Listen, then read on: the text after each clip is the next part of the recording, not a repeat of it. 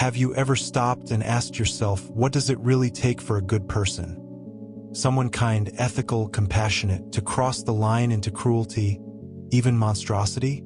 Now, imagine this: what if all the laws and rules holding society together disappeared overnight? Would you still be that good, law-abiding citizen you think you are? Or would something darker take over? And here's the uncomfortable truth: the distance between the person you are and the villain you swear you'd never become is way thinner than you'd like to believe. And today, I'm going to prove it to you, because you're not as far from becoming the villain as you think. Trust me, I didn't want to believe it either until I came across a book that grabbed me by the metaphorical shirt collar and shook me wide awake. The Lucifer Effect by Philip Zimbardo. And no, this isn't one of those soft philosophical, why do bad things happen to good people kind of reads. This one hits like a punch to the gut, because it doesn't just ask why good people turn bad, it throws the answer right in your face. It could be you. Yes, you. But hey, before you slam your phone shut in denial, stick with me. We're about to journey through the twisted corridors of human psychology, with a few plot twists, uncomfortable truths, and wake-up calls along the way. So buckle up. This ride's gonna get bumpy. Let's start with something small. A gentle jab at that shiny image you have of yourself. You probably see yourself as one of the good ones. Maybe you've held the door for a stranger, or stayed late at work to help a colleague finish a project. And deep down, you probably tell yourself, I'm one of the good ones. I'd never cross that line. But let's hit pause on that for a second and get brutally honest. Have you ever told a small lie to avoid trouble? Maybe fudged your arrival time on a timesheet? Or even used your neighbor's Wi-Fi without asking? Just because you knew you wouldn't get caught? There's a reason I'm asking. Because according to Zimbardo, and trust me, the guy knows what he's talking about, evil doesn't usually arrive wearing a devil costume. It's sneaky. It's a slow, slippery slope that starts with tiny, seemingly innocent steps. Let me introduce you to someone, Chris Dalton. You've probably never heard of him, and that's exactly the point. Chris was your typical neighborhood guy. Loved basketball, joked around with friends, called his mom every Sunday. But then he was deployed to a military prison overseas, and that's where everything changed. The same guy who once helped his elderly neighbor carry groceries became part of one of the most disturbing cases of prisoner abuse in recent history. And here's the hard truth. Chris wasn't some born villain. He was stable, average, normal. So, what flipped the switch? The environment did. And if you're sitting there thinking, that could never be me, I hate to break it to you, you're already missing the point. Because here's the uncomfortable reality. That line between good and evil is thinner, way thinner than you'd like to believe. You might still be clinging to this comforting idea that your personality is set in stone, unchangeable, predictable, like some constellation fixed in the night sky. But let's go ahead and smash that comfy little belief you're holding on to, that idea that your personality is some rock-solid, unchangeable thing. Hate to break it to you, but it's not. The truth? Who you are isn't etched in stone. It's scribbled in wet sand, just waiting for the next wave, the next situation to come along and wipe it clean. Zimbardo calls this the situational approach. You're not the same person in every setting. Think about it. How do you act when you're at a loud concert with your buddies? Now compare that to how you behave during a job interview. Same you? Not even close. Let's crank this up a notch. Now imagine this. You've signed up for what you believe is a scientific memory experiment. Your role? You're the teacher. Your task? Every time the learner gets an answer wrong, you hit a button that delivers an electric shock. Seems harmless at first. The shocks start low, just a little zap. But with every wrong answer, the voltage increases. 100 volts, 200 volts, 300 volts. until you're hovering over a button labeled 450 volts, potentially lethal. And the person in the next room? They're screaming, begging, pleading for you to stop. But there's a guy in a white lab coat, an authority figure, standing over your shoulder, calmly saying, "Please continue. The experiment requires it." Now here's the gut punch. In the real-world version of this experiment, called the Milgram experiment, a staggering 65% of people went all the way. Ordinary folks, people like you, delivering what they believed were deadly shocks. They weren't villains. They weren't sadists. They were just people, caught in the wrong situation with the wrong voice of authority looming over them. And Zimbardo's message here? Crystal clear and chilling. Given the wrong set of circumstances, any one of us can be turned into a tool of harm. Yep, even you. Still with me? Good.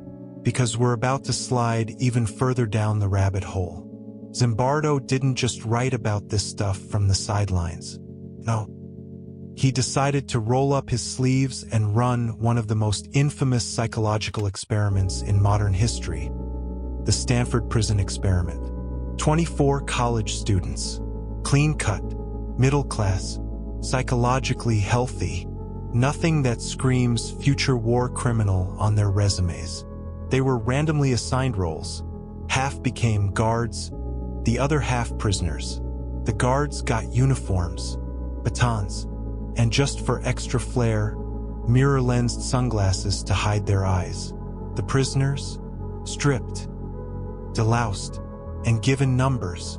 No names, just digits. Identity erased. And here's where things went from interesting social experiment to full-blown psychological horror show. Within days, literally days, the guards started to enjoy their newfound power. They humiliated prisoners, forced them to urinate in buckets, stripped them naked, locked them in dark closets for hours as punishment. And the most jaw-dropping part? All of this unfolded in just 6 days. That's all it took before Zimbardo himself had to shut the whole thing down. 6 days for everyday college kids to morph into something almost unrecognizable.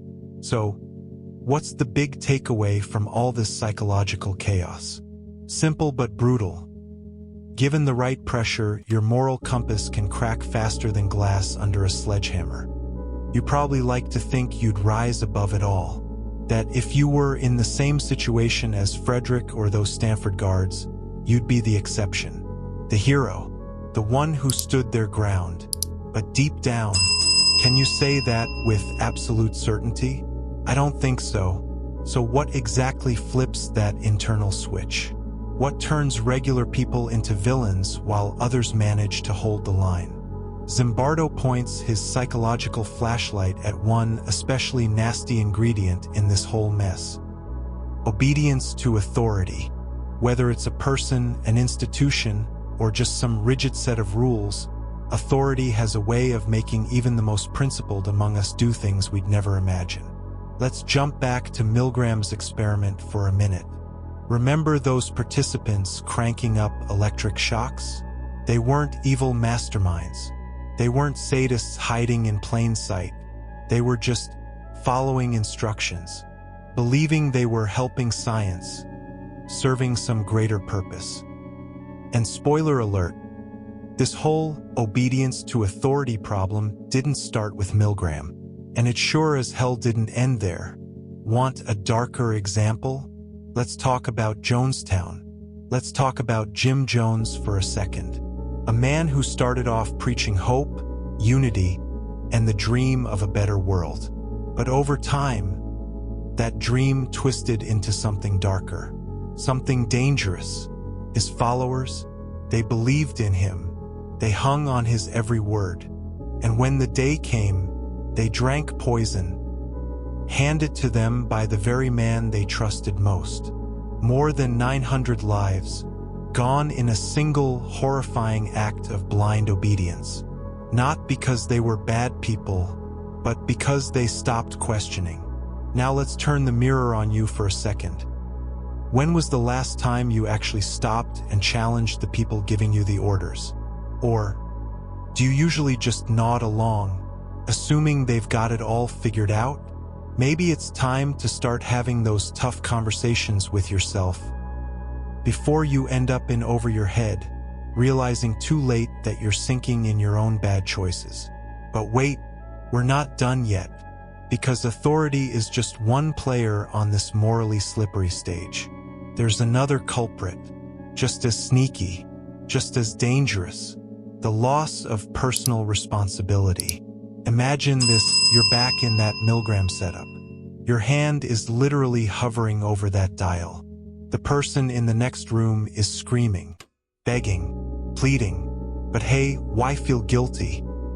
The guy in the lab coat said he'll take full responsibility, right? So, you're just following protocol. This mindset where people shrug off ownership of their actions because someone else said it was okay. That's called de-individuation. And let me tell you, it's one hell of a slippery slope. Why some folks turn into completely different people when leaving anonymous reviews online. Why online trolls and cyberbullies feel invincible behind anonymous usernames.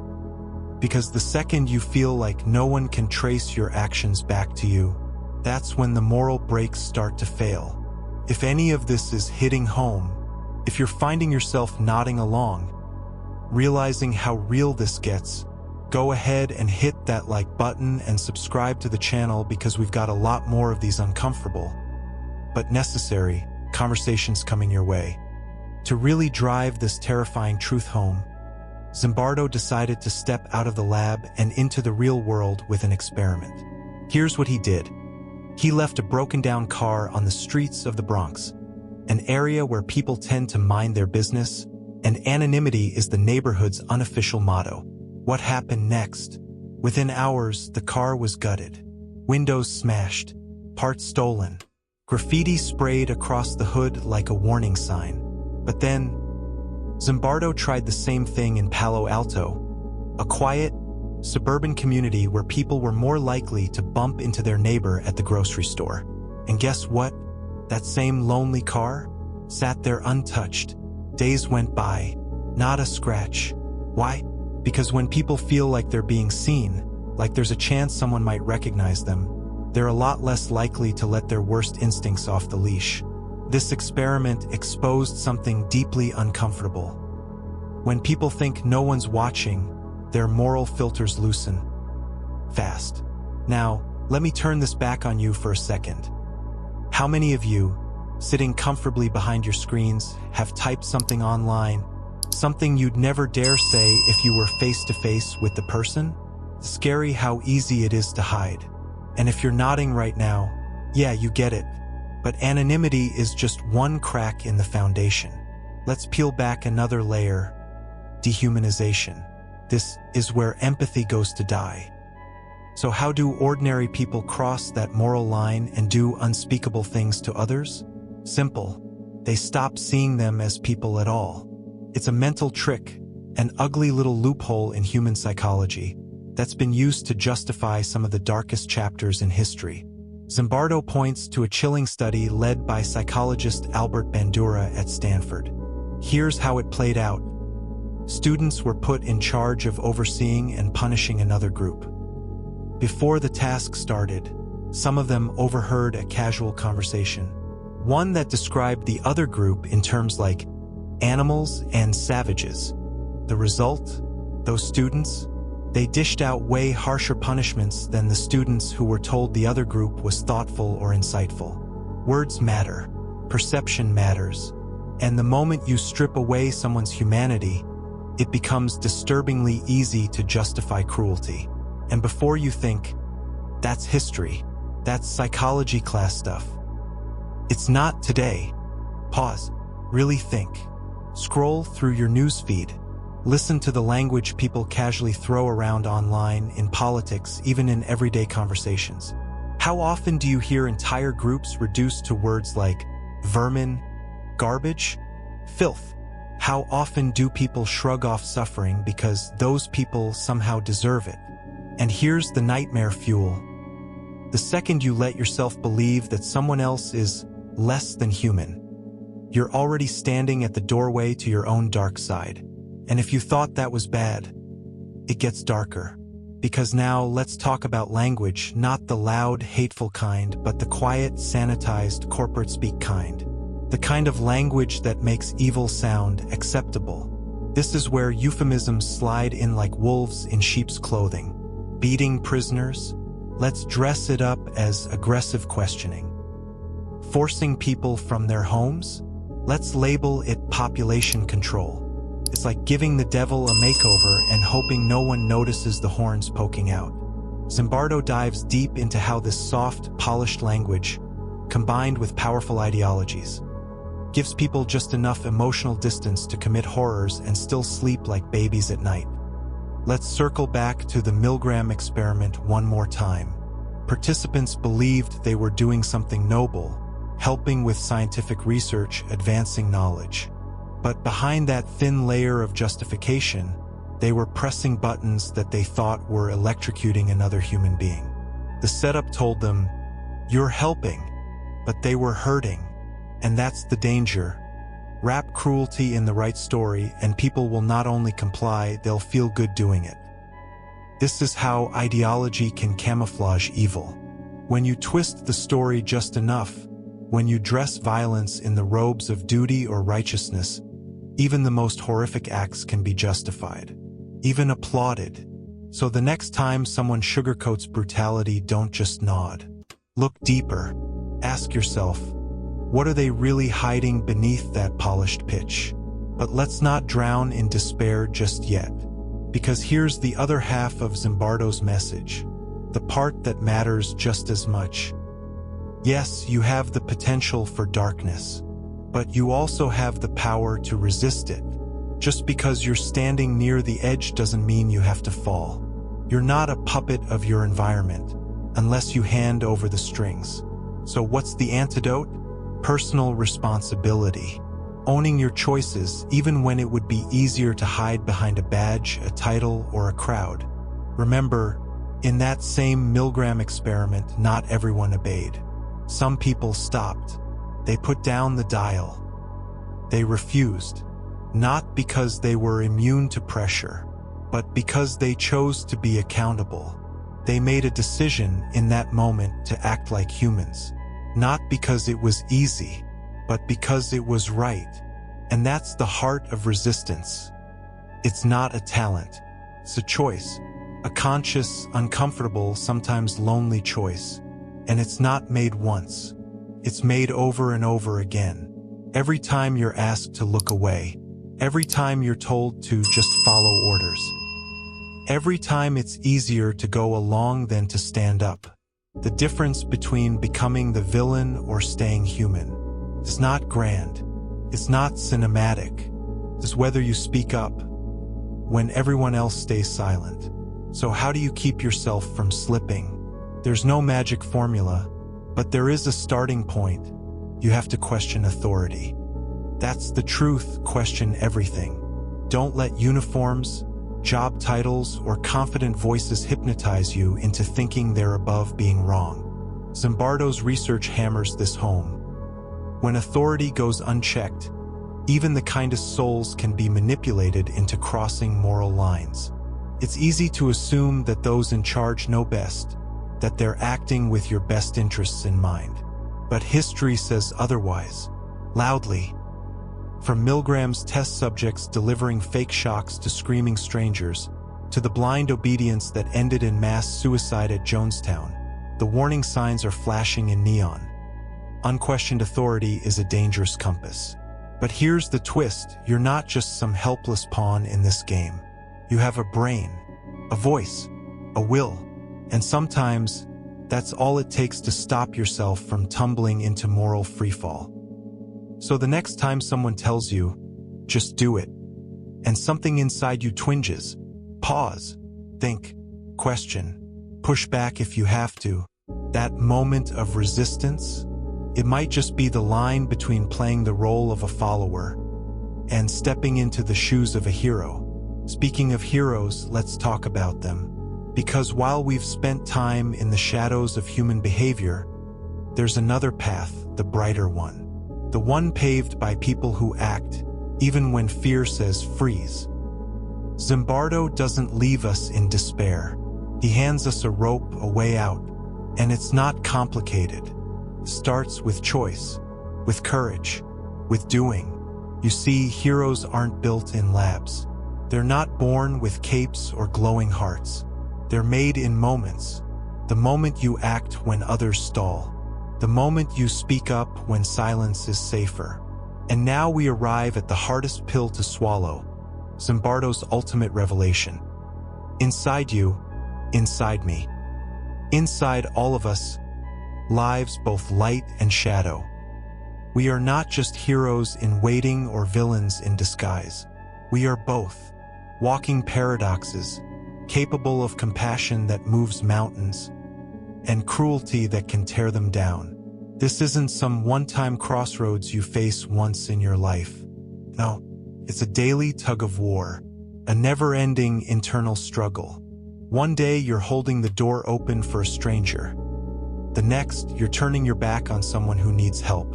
The battlefield? It's you. The weapon? Awareness. Zimbardo pleads with us to stop pretending evil is some external force with horns and a pitchfork. It's not out there. It's not hiding in some distant corner of the world. It's much closer. It's within. And that realization shouldn't paralyze you. It should wake you up. When you understand this inner split, when you accept that you're capable of both destroying and saving, only then can you truly take control of who you choose to be. Awareness becomes your shield. It doesn't make you perfect. It makes you intentional. This isn't about living in fear of what you might become. It's about choosing, day by day, moment by moment, what version of yourself you're going to show the world. At this point, one truth is glaringly clear. Good and evil aren't lofty ideas for philosophy class. They're real, tangible, and the line between them, that line is fragile, bendable, shifting with every situation you enter, every decision you make. And if you're still here, still reflecting, still with me, then let's make it official. Drop this in the comments right now. I understood it. And hey, if you haven't already, hit that like button, subscribe to the channel, and smack that notification bell so you don't miss what's coming next. We've got more conversations like this. And trust me, you'll want to be here for them.